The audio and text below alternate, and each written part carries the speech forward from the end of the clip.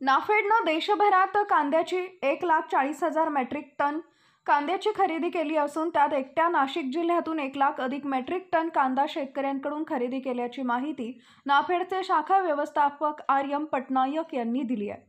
सप्टेंबरच्या साधारण दुसऱ्या आठवड्यात नाफेडनं खरेदी केलेला कांदा बाजारात येईल तर NCCFचा कांदा देखील याच दरम्यान बाजारात येऊ शकेल।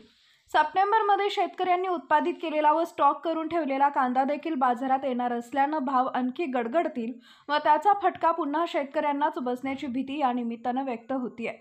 सप्टेंबरात कांद्याचा बंपर स्टॉक बाजारात येणार असल्यानं पुन्हा एकदा शेतकऱ्यांच्या कांद्याला कमी भाव मिळणार असल्यानं केंद्र शासनाला शेतकऱ्यांसाठी धोरण निश्चित करावं लागेल असं शेतकरी संघटनांकडून सांगण्यात आलं आहे।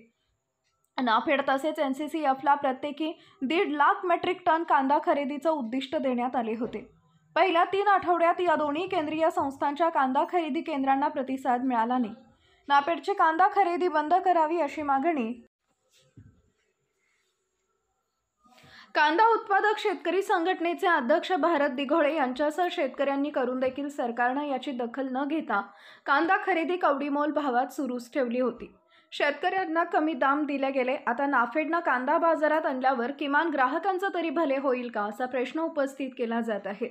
सोमवार दिनांक 25 रोजी दिल्ली इथं केंद्रीय वाणिज्य मंत्रालयात बैठक झाली। यात नाफेड व NCCFची कांदा खरेदी किती झाली, किती दिवसांपर्यंत खरेदी सुरू ठेवायची, तसेच नाफेडचा कांदा बाजारात आल्यावर काय भाव द्यायचा यावर चर्चा झाली।